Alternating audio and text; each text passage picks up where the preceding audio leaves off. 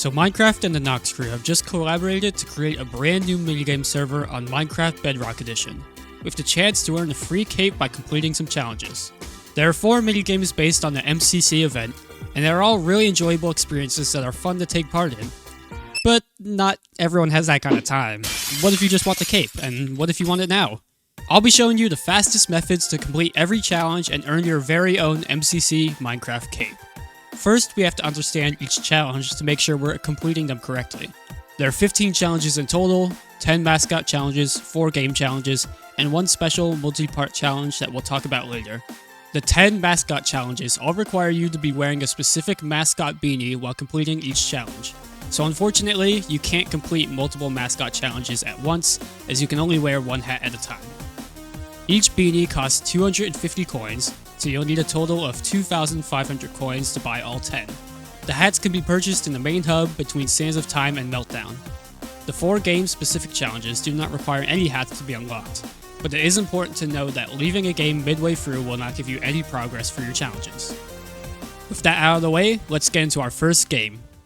The game with the simplest challenges is Ace Race, and was the game I started out playing because it was quick and easy to rack up coins.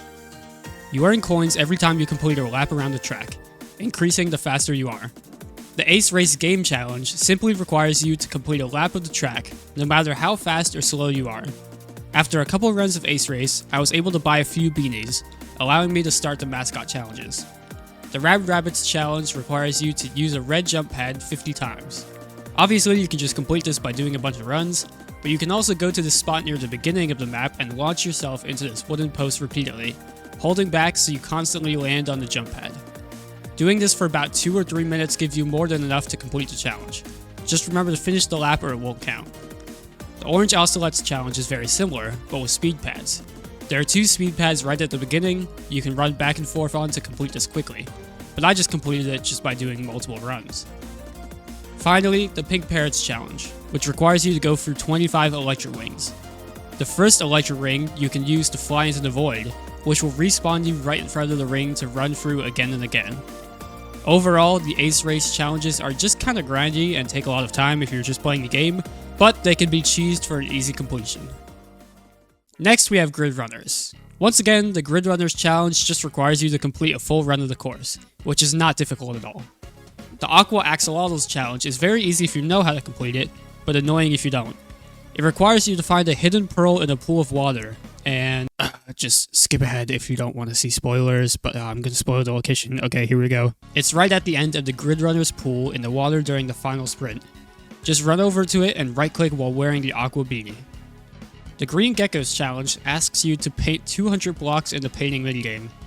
Best method I found is to just pick one side and try and finish it as quickly as possible, while occasionally working on the other side if you already have a color it needs.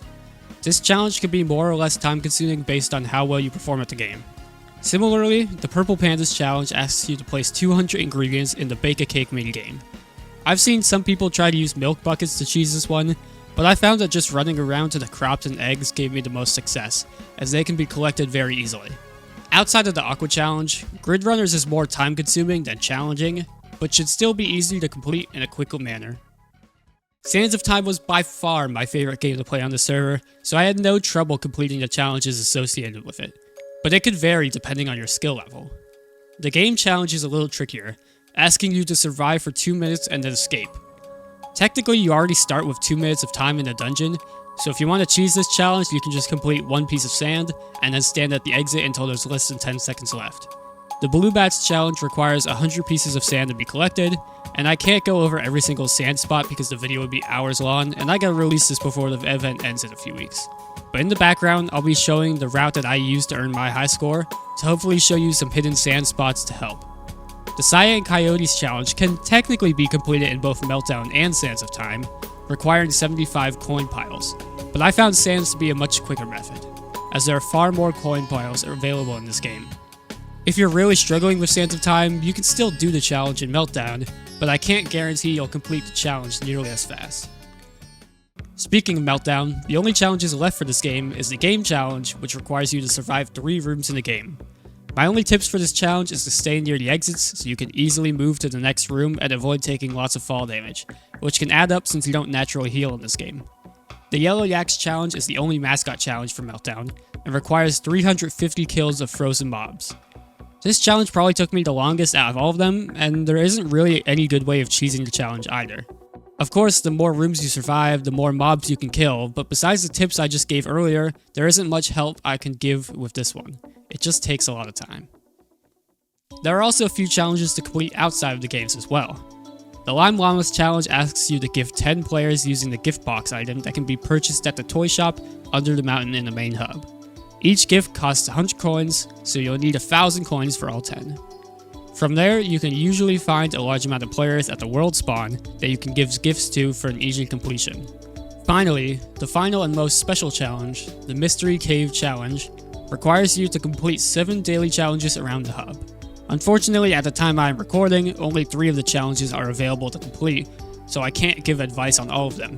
But I will be leaving a pinned comment in the comment section once all 7 are available to help. Each painting gives a hint on what the challenge is.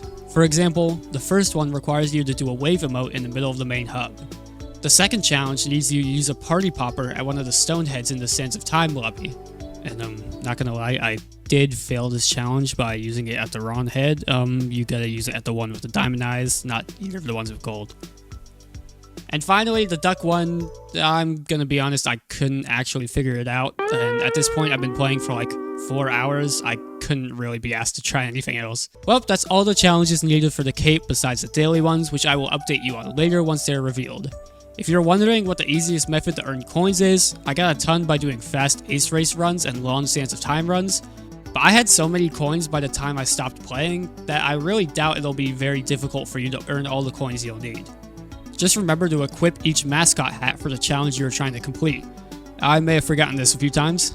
Overall, it took me around 3.5 to 4 hours to complete all these challenges, but I also wasn't trying to do it as fast as possible, so you might be able to do it in close to 2 hours if you really lock in.